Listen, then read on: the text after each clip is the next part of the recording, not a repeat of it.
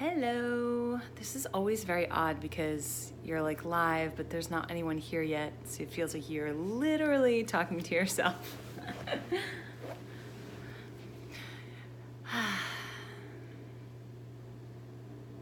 Hello. Hi.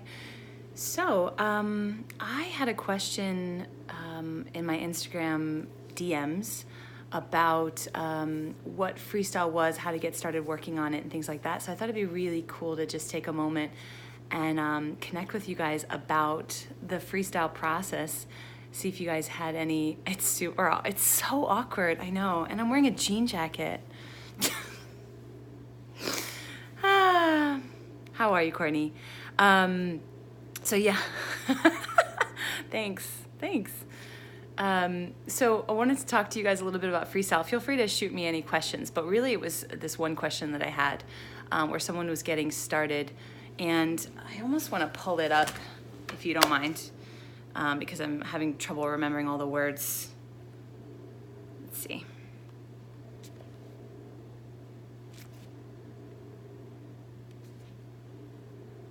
All right, here it is. Well, first of all, I want to ask, have you taken 3 deep breaths today? Maybe this is a good time to do it if I can remind you in this moment. So deep breath in and out. In and out. In and out. Ah, that feels better. So, here's the question that I had. Hi to everyone joining. Thank you for joining. You guys are awesome. Hope you're having a really nice Monday. I'm feeling good today. The winter has been kicking my ass energetically, but today I feel really, really good. And I am sure it's not a coincidence that it's been sunny and it's almost 60 degrees outside. What is this weather? Hi, my love. All right, so here's the question. I'm gonna get really distracted. Keep me on task here. I wanted to ask, do you isolate and know many individual moves to put them into any order? And that's a really interesting thing to consider.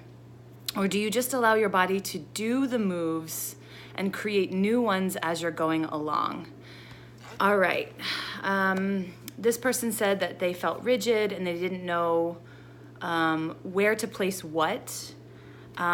So the biggest misconception, first of all, freestyle a lot of the times is happening as a final step in a class. So if I'm in a pole class, whatever level, a lot of times in studio formats, there'll be a couple of minutes, 2 to 5 minutes at the end of the class where the teacher will put on a song and they'll say, okay, it's time to freestyle, and they'll kind of back away and give you time for yourself, which is a beautiful thing. Time for yourself is a beautiful thing, especially in a class environment where most of your engagement and movement is through kind of call and answer or imitation with what your teacher is doing, and then you're trying to emulate that. And a lot of times we're really not cultivating any personal autonomy in that because we want to do what we're being given, what we're being instructed to do.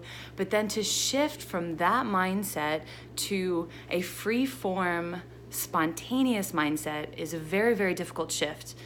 We can do things to assist that shift, things like changing the musical tone, lowering the lights. Even in my case, I really like to change the fragrance in the room through sprays, oils, incense, things like that. But a lot of us don't have time to really shift the energy. And so what happens a lot when it comes to freestyle within a class is you'll just fall into kind of working on patterns. A lot of times what I would see, or what I do see, is a student just practicing the moves that they learned in the class. And what happens is, without even realizing it, unconsciously as a collective, freestyle becomes very confused. Like, what the hell is it? We don't really even know, right? When we only engage with it in that way.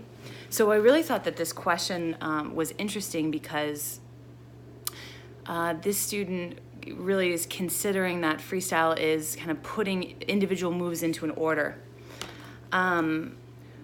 that idea of sequencing is one element, but we're going to get better at the things that we focus and dedicate on. So if we are only focused and dedicated to connect pull words together,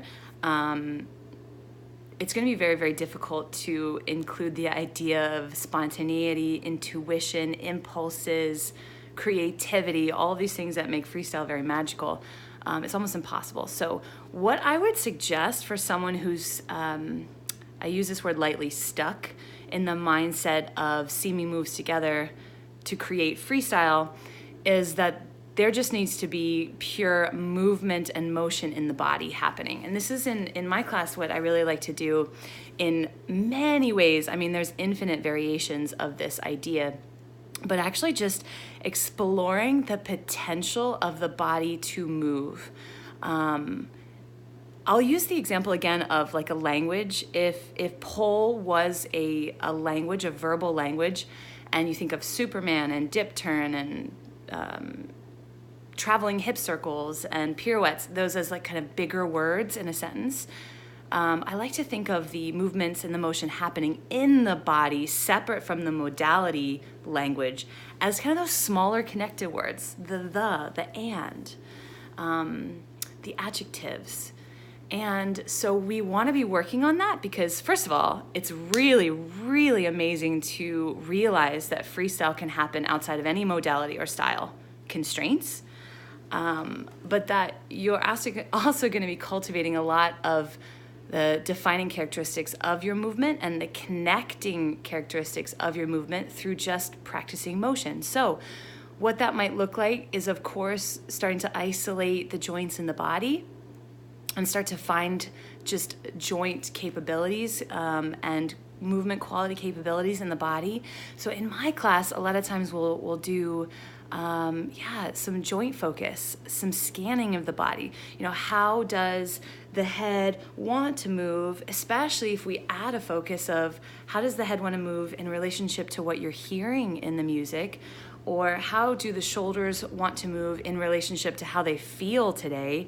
And there's lots of ways to cue that. Won't go into that, but if you're not taking time to just move your body, maybe even in a stationary way, like without having to travel anywhere, walk, spin, jump, leap, invert, it's going to be really healthy for your creativity and your physicality and your sense of flow.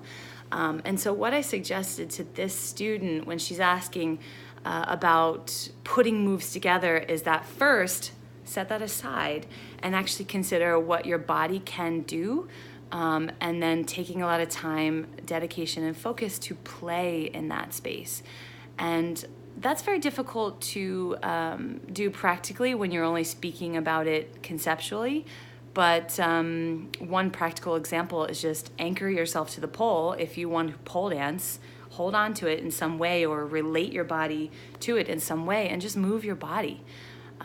You can get with a buddy and kind of play different games with that, but scanning your body head to toe, toe to head, or just following intuitively, moving your body in circular motions, waving motions, and then starting to listen to the sounds of your music and seeing how that you can connect those motions with music is fabulous. Then, after you've created that safe container of, okay, I just need to move my body, I don't have to know any big words yet, then you can bring in some words. So in class, maybe a couple weeks ago or last week, I actually had my students, consider 3 pole moves.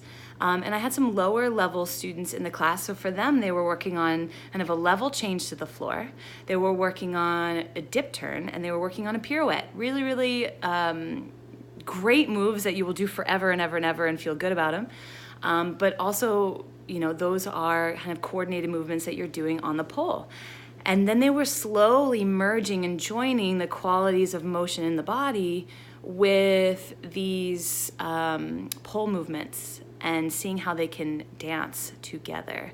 And what's cool is I think that opens up the idea of what's possible, and then it reduces pressure that you need to be combining all these movements together and creating this motor plan at all times, which a lot of us who are more mind-centered get very, very stuck, and we can't get into the body, and then we're only allowing ourselves unconsciously to do something we've been taught, and then nothing really feels spontaneous, and we don't get into that sense of creational energy. It just feels like practicing movements, progressions that we've learned. Let's see what Courtney says. Let's take a pause from my rant here. It's not a rant, actually, but hi, everyone who's joined. Thank you for joining. Oh, my gosh. Hello, hello. Courtney, yes, I feel I've silenced my body my entire life. Ooh, girl. Yeah, that's big. The idea, I love what you say, that silencing the body, because the body does actually generate a lot of impulse. And if we don't know how to listen to impulses, body impulses, somatic impulses, it's very difficult to generate movement in the freestyle state. And that's one of the things that is very important at the beginning, is just learning to listen to the body. And that is something that we have to relearn all the time as our lives pull us back up into the cerebral process.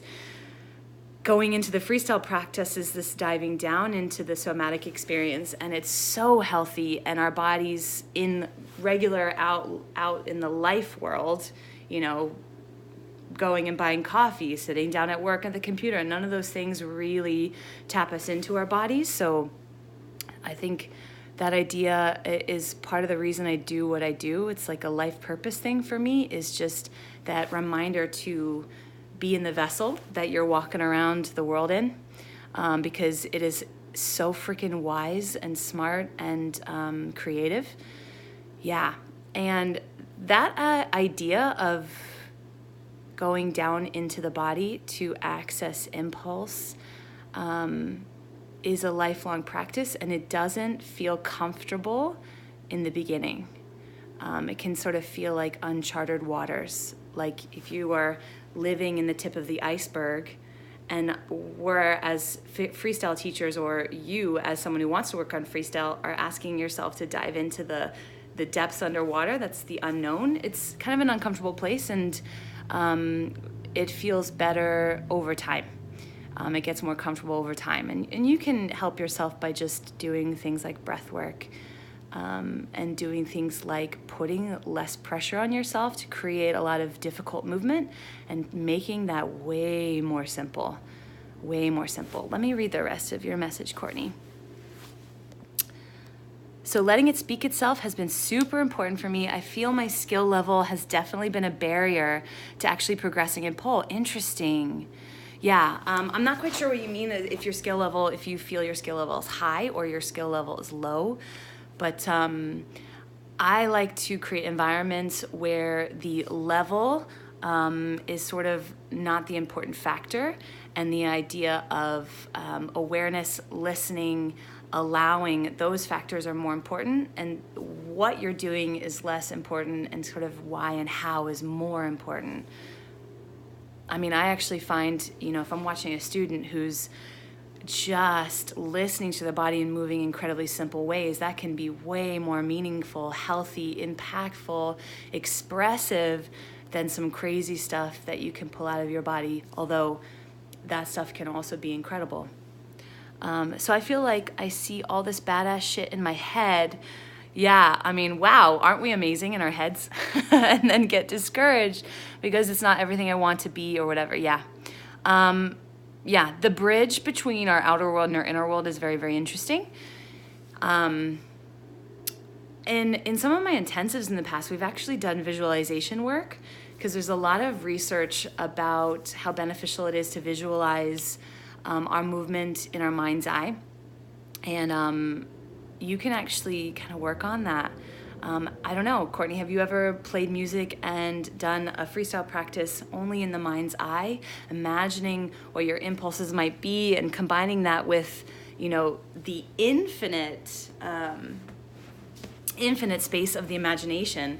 I like that. And I think we don't have to, create that in the physical world, because in the mind it's infinite. We can do anything. We can be, inverted in the air, floating out into space. There are no limitations in our mind, and I think that's a great thing.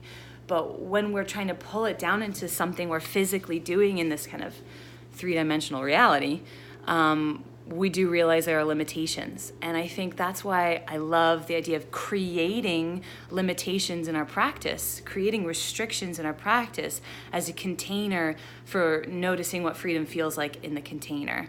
And what do I mean by container? Like for the original example, putting your feet on the floor and staying stationary as you move and realizing actually how much freedom of movement you have without the added pressure of generating bigger moves. Listening to the body, I'm so cerebral and I feel I'm constantly apologizing to my body for telling it to shut the fuck up on the daily. Oh my gosh, girl, I feel you. I'm also highly cerebral, and I think that's why this has become my daily life practice, because it's very balancing. And I actually have to consciously pull my efforts down into sort of the lower parts of my body, because I am very much very third eye centered, very visionary centered. Oh, you're a hoop dancer. Oh, cool. When it comes to pole, it's hard for me to step outside of choreographed or structured movements. Yeah, and especially if your environments for movement are so heavily structured, it even creates more resistance to get out of that and go into something so freeform. So that's why I really like bringing structure into freeform to make a much more fluent bridge between the two. You were surprised to find out I competed. Yeah. Well, I grew up with a lot of experience in the competitive world, and I have a lot of traumas, wounds, issues from that. And I think years ago in pole, first of all, that was one of the only avenues back then to perform legit. But that was the avenue I was, comfortable understanding as an option, because I had done that as a kid. But it was not a smooth ride for me. Competing was not a smooth ride for me. I definitely had some success, won some stuff, felt good, even more importantly, but I had a lot of failure, like really, really meaningful failure, and understanding what that environment was best suited for. And if I hadn't competed and spent time in that world, probably wouldn't be doing what I'm doing now, or focusing in such a dedicated way to what I'm doing now, because I've lived the contrast of what it's like to put all of your dance efforts into something that is a produced thing for other people to consume. And that's why I think I value so much movement just for cultivation of self-growth, health, wellness, happiness, expression of creativity without that needing to be a product. These things are incredibly valuable. And I'm glad I competed, because I found that through that, if that makes sense. All right, guys. So back to the question. Biggest thing I can say, if you are mainly focused in pole in a class environment where you're learning combinations of pole moves or tricks, is that when you go into play time, where you're trying to find out what autonomy you have with your creativity, that you simplify first. Tighten the container, trying to do things that are more simple in nature, simplify the words, and just explore the potential motion in the body. And what's cool about that is when you're not focused so much on the vocabulary and the modality of pole, when you're focused on just potential movement in the body, your brain in that state will start to send you visual impressions of other things you've seen. So I find sometimes when I watch myself move, I see the genre of belly dancing in there. I've seen the genre of crumping in there. I've seen the genre of contemporary in there. I've seen the genre of shit I did when I was a child in there. I see we do not acknowledge how heavily we are influenced by what we've seen, and I actually think our brain contains the memory of everything we've ever been impressed by. And I think it's really cool to allow that stuff because it does come in when we're in a state of like allowing that in, when we're in a state of just moving with full listening on. And you don't have to, I think that's beautiful. You don't have to train in all of these things to see how little pieces of that can infuse your movement. Are there any questions you guys have for me before I go on with my day? Just want to spend some time with you guys, see how you're doing. Any questions you have about movement, freestyle, me, although that's probably less interesting.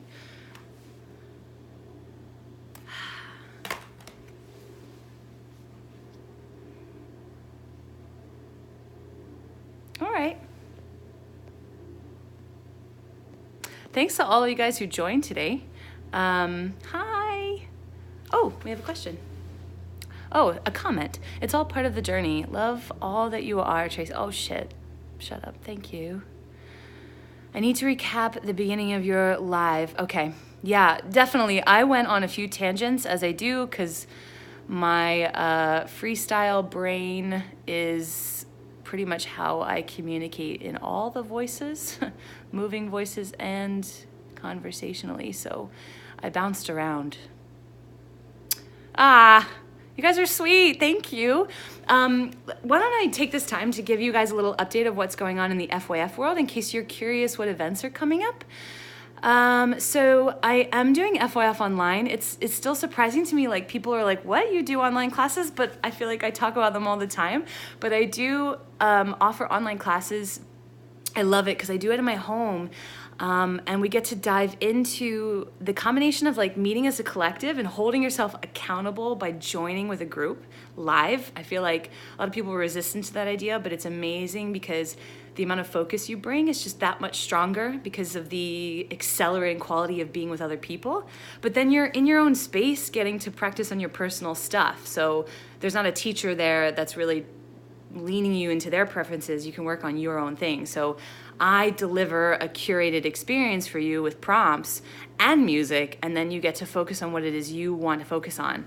And then you get a group that's like holding space together. I love it.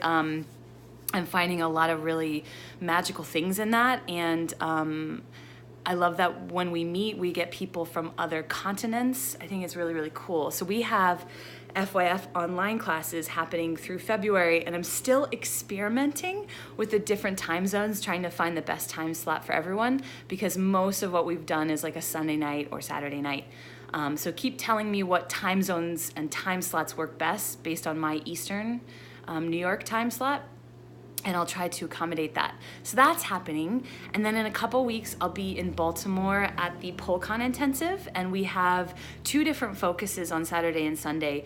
On Saturday, we're diving into the idea of creativity, like where do your creative impulses come from and how do you generate details in your movement?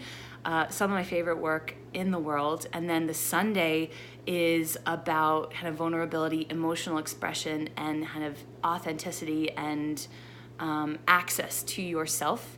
And those things are happening at the PolCon Intensive in February, and there aren't really many people signed up. So if you really want a lot of focused attention, these are the events to come to. Then next we have, Sedona, the Sedona retreat is full. I surprised the Sedona group with an added facilitator, someone who is deep in family constellations and shamanic practices. And I'm so stoked to merge and join her work with the psychology, somatic, and movement work that we're gonna do. And so that is gonna be amazing, and I can't wait for that. San Diego is the next month. Both of these events are during full moons because I'm really trying to work, because I work primarily with women, although men, please come join these events. Women are really affected by the full moon. I think we have a lot of access to stuff. It's very accelerating in the full moon. So I'm doing a lot of these events now during full moon. The San Diego event is still open. We have about 12 people registered, but there's space for more. That's going to be hosted with San Diego Pole Dance Academy, and we are going to be trying some new stuff. I'm bringing Emily Sanderson, and we're going to be joining a lot of mobility work, floor work, technique, freestyle theory, exploration. And so you're going to get these really full days with a lot of different things. And then we're going to get outside. We're going to move outside. We're going to meditate. You're going to be photographed by Cecilia Dubucourt, who is insanely talented and a force of nature. And then we're going to have meals together. And that's going to be an incredible time. It is my most cost-effective retreat I've ever done. I'm very excited to try that format and see how that works and allow you to stay where you want and get time away from the group, which is a new idea for us, to kind of integrate and walk around the city and do what you want to do. And then I'm going straight after that to a couple weeks from there to the Chicago Heights new studio opening, a Mary Ellen's studio, and then we are going to do a Finding Your Freestyle intensive. That is the only long form intensive that's on the schedule for this year. I'm not saying that's the only one I'm going to do, but that's the only one I have right now that's live. I'm really excited about that one. I feel a lot when I focus my energy on it. I think it's going to be a big one. So if you feel like you're ready for kind of a transformation or big shifts in your perspective or your movement, I would consider this event. It's going to be on the last day in May through that weekend. And these things are the intensives you can do in your normal workday schedule because they're Friday night to Sunday night. It's 15 hours. I'm going to bring Jane Fish, who's an incredible facilitator, with me. And that one is going to be a big one, I think. Then I go straight to Denver to PoleCon to do an intensive, brand new. These are 4-hour intensives at PoleCon. I'm going to combine freestyle and choreography applications. See, I find those to be kind of two different mindsets, but when I've trained them, I start to let them kind of combine so that I feel the spontaneity of freestyle and the structure of choreography. I think it's really valuable work to do, especially if you perform and you want to get really adaptable at unforeseen circumstances. I've taught that as a workshop for many years. I call it freeography, but I'm bringing that very special to PoleCon, and it's the day before PoleCon kicks off on a Thursday morning. So come a day early, immerse in that. I'd be happy to work with you, and I think that'll be a really fun experience. After that, I've got a couple of things in the works, but none of them I can really announce yet. But I am happy to connect with you guys. I'm just gonna check if there's any other comments. Just love back to you guys. When you come to the UK next, I need to go. You guys know some of you know my husband is British. My in-laws live in Scotland, and one of my best friends, they're in London. So I like to go back, and I have a lot of people I adore in the UK, and I haven't been back to the fitness hangout in a long time. So when I go back to the UK, which is inevitable, I'll of course connect with the studios, see if anyone wants to do anything. Work it. I love what you post on social. You are such a force of feminine power. Holy crap. I definitely want to make it to one of your shows sometime. You guys check out I Love, her page. Woo! All right, no more comments? Questions? This is kind of fun. I thought this was going to be much more nerve-wracking than it was. If you're joining late, I'll post this up because I'm pretty much on the end of this live now. But last message for you guys, take time for yourself. We're not taking enough time to listen to our needs. I just feel really drawn to tell you that. Every day, 10 minutes, 5 minutes, days off, take a couple of hours and do things that fill you up.